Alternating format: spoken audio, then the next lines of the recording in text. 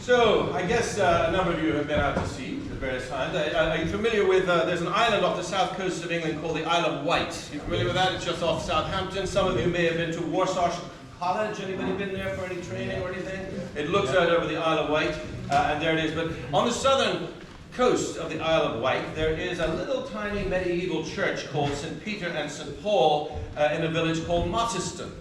Now, if you ever go there, you walk into that church and you are overwhelmed with the smell of Bermuda cedar. The reason that it's there is that there was a ship called the Cedrine, 308 tons, who was on its way to London on its maiden voyage in order to be insured.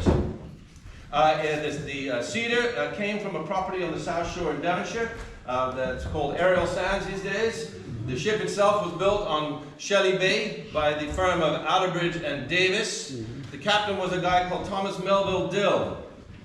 The ship was only 16 days old, and it had been launched and set sail for Bermuda on the 16th of March, 1862, with a bunch of convicts. The last convicts from Dockyard were being shipped back home to be set free, if you like. Anyway, that morning on the 2nd of April was a foggy day and a heavy swell, and the captain mistook what was the land, and he thought it was just clouds. Needless to say, the ship ran ashore on the foreshore, a bit like the story we heard read from the Acts of the Apostles, and the ship was totally lost.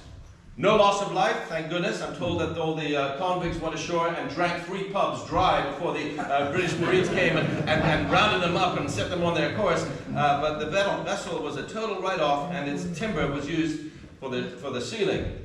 It didn't help. There was an inquiry afterwards that there was a question mark as to whether or not the captain was drunk. And also that he had not taken soundings. He had not been dropping his lead lines and doing what he needed to do. And so for a couple of years, he lost his master's license. He should have known better. This was a guy who had been plying the waters between Bermuda and the Caribbean and Canada all of his life. In fact, 4 years previously, he had been taking another ship, slightly smaller, called the Sir George Seymour, and broke all world records for the fastest time across the Atlantic in 13 days in a southwesterly gale with 100 passengers, and they zipped along, and it was unbeaten for over a century. He knew how to sail. He had no problem with being out in rough waters, but the problem on that day was a character failure. There was something going on with him that didn't work. There was a little bit of pride, no doubt. And this is what I want us to be thinking about this morning. I want to ask the question, who is the captain of your ship? You know, very grateful that we have who's driving what's going on? Your boy, Captain Thomas Melville Dill, thought that he was, in charge, and he wasn't paying attention. And he got into trouble. This year, I've been coming to this service now for about, 10 years or so. One of my highlights of my year. I love coming to be here down at St. David's and to hang out with you guys. Last year, none of you will remember, of course, but last year we looked at a story where Jesus was in the Sea of Galilee. They'd had a busy day, and he was out. He'd fallen asleep in the back of the boat, and there was a storm that came up, and they woke him up saying, "Don't you care if we drown?" And he said, "What you frightened of?" And spoke, and the waves stopped like that. So that was last year's account. This year we are in the same gospel, but it's a little bit later on. And they're out there on the water again, but this time without him in the boat. Jesus, all that day, he'd had a busy day. They'd all had a busy day. There were about 5,000 men, and then there were women and children who had come miles to hear him preach and to do miracles and all this kind of stuff. And at the end of the day, everybody was hungry. And if you read in your Bibles, you read how Jesus took a lunchbox from a boy, and from that produced a meal that satisfied everything. Now I know we're going to be having a little meal later on this lunchtime. I'm really looking forward to it, but Ricky hasn't quite got that one set. Just one little cup of soup to feed everybody. And that hasn't happened yet, but you never know, maybe. But I'm sure there's more than enough soup. But anyway, there he is. It's a busy day, and he needs some time on his own, and he sends them out to do what they love doing. A little bit of night fishing. Anybody here like to go night fishing? We're not living on Devonshire Dock. These guys go out at night. I'm not quite sure what they're fishing for, but anyway. There was always this wonderful, where I live, I have this amazing, I wake up in the morning with this wonderful sense of incense in the air, this aroma that comes over my property. Which is just a great way to start the day. Anyway, so I mean, actually, I have to say the other day, just before Christmas, I went down, the guys came in, and he had literally the boat full of turbans. And I was like, whoa, how did you know to get only turbans? How did you get all this? Anyway, you don't ask the fisherman his secrets. Anyway, most of the disciples, they're fishermen, and they're used to, they love a bit of night fishing, and it would have been a perfect ending to the day, but it was not to be, because there was a headwind. And you can't put up a sail when there's a headwind. It doesn't make any sense. And you can't really row where there's, well, you have to row. If you're not going to be dashed on the shore, you have to just row, and you just have to keep on rowing. Because the style of those boats on the Sea of Galilee is that they've got these really low gunnels on the side. And the problem is if you decide to turn around in the wave, you'll get swamped, and the vessel will sink.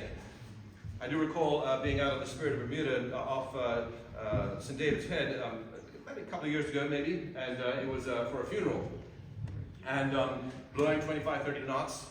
We were pounding our way, and she's a good vessel when she's going head to wind. We were making it through, but you can't get rid of a coffin that way. There was a lot of people on that boat, and there was a lot of seasick mourners, which is not a good combination.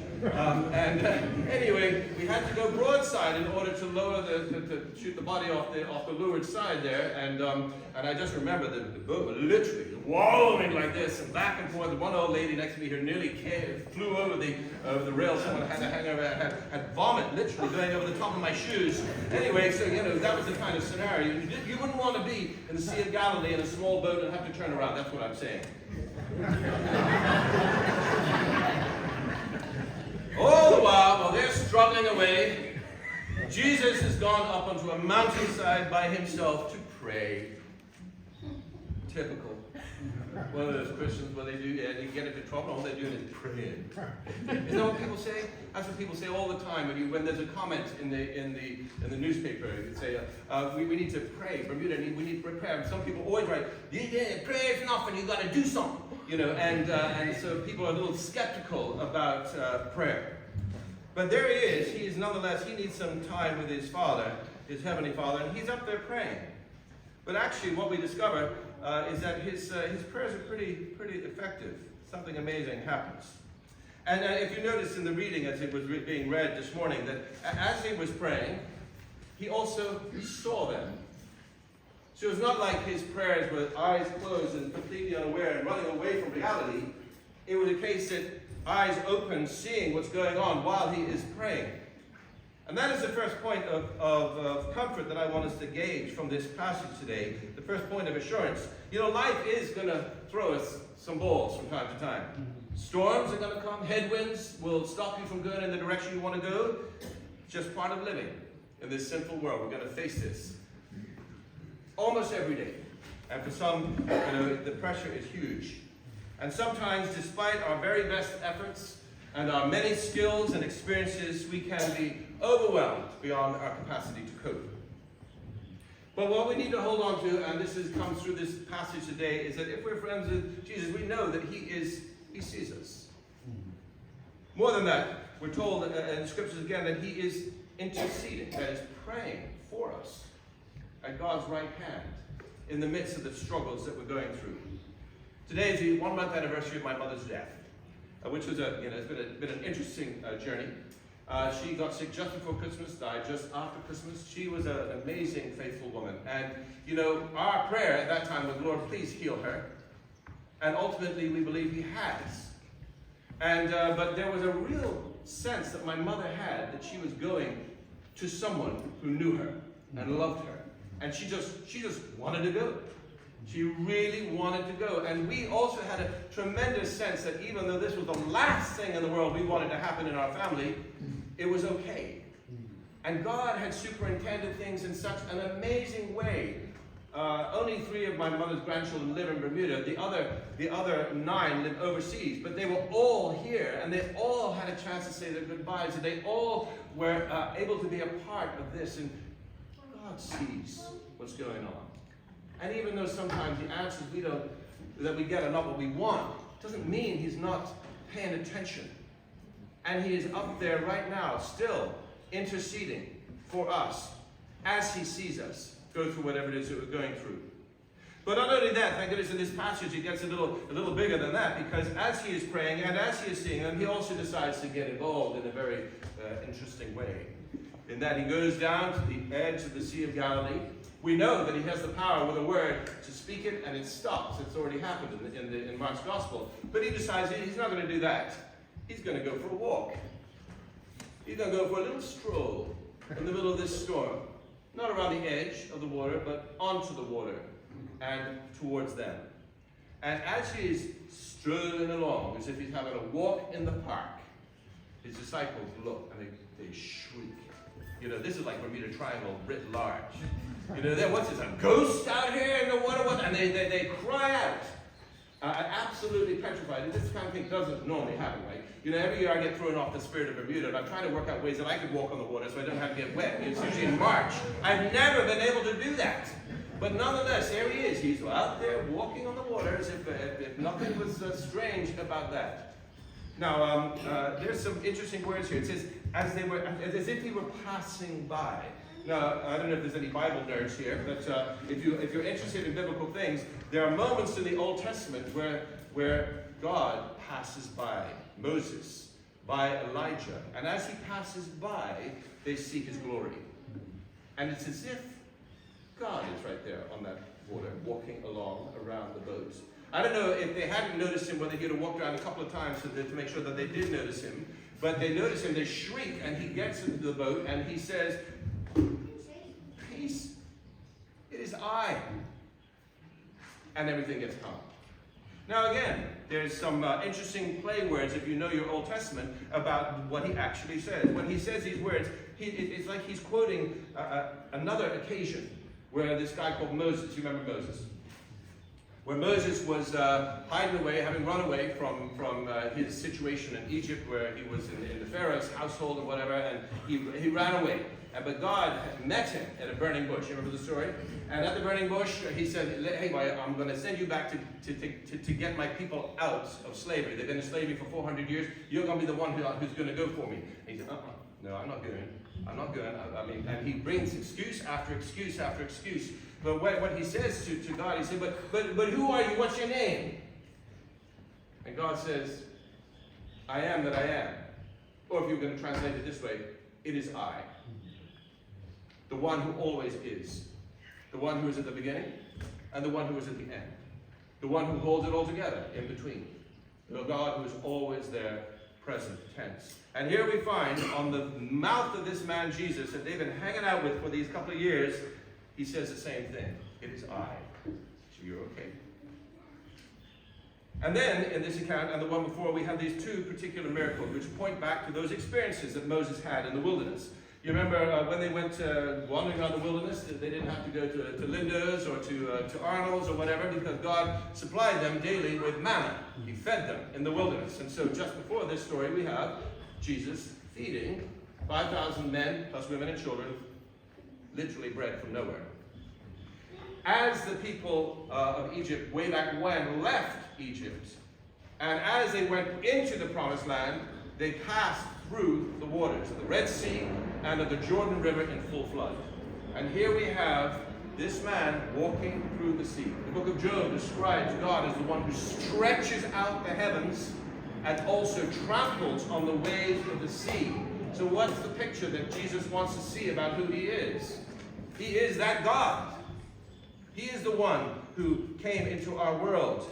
The same Lord, the maker of heaven and earth, the sea and all that is in it. And if this God is on your side, if you know him and he knows you, he has the authority, the power, the presence to deliver you, not just from the problems of this life, but also to save your soul from death and from hell.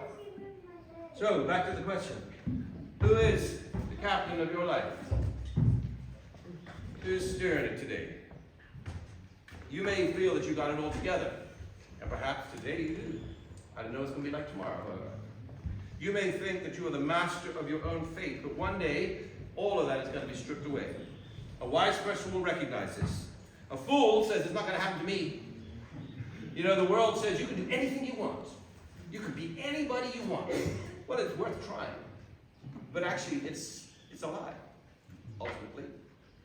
We are not. We are more impotent than we think. Pride and foolishness lead us to this conclusion that we can do anything and everything. I now, since I saw you last year, am a senior. I get my special discount at Brown & Co. I am 60 years old. Whew. I have come to the realization that I am not immortal. I've come to that realization because my knees give out, because my diet has had to change, because my hair is going gray, because my six-pack. Yeah. We were talking about it earlier on this morning, how, you know, you wake up in the morning and look at yourself and think, actually, I'm quite trim. By the end of the day, it's all straight. Have you noticed that? Everything doesn't fall south as you get on. You get to tuck it all up. Pull yourself up on a hanger or something like that. You know, there's coming a day. But the truth is, it's not about me and my strength. It's about Him. And in the storms, He is often there. Sometimes I don't see Him. Sometimes I wish He would just calm the storm, and He doesn't. And even if I can't feel Him, I still believe. I have faith. And I know that He sees me, and is interceding for me. And it's not necessarily for an easier life, but it's for a better life. So who's the captain of your life? Well, maybe you have come to the realization you're not so foolish you think that you are, but maybe you feel that other people are. Your boss, your spouse. I'm not going to go there. Your doctor, your bank manager. We need to have the realization that they do not have power over your life, ultimately. But there is someone else who does. And if you're friends with Him, no matter what happens, you're safe. Today, our invitation is in this service is to hand over the wheel, to step aside and let someone else take control. Sometimes He leads you in places you don't necessarily want to go.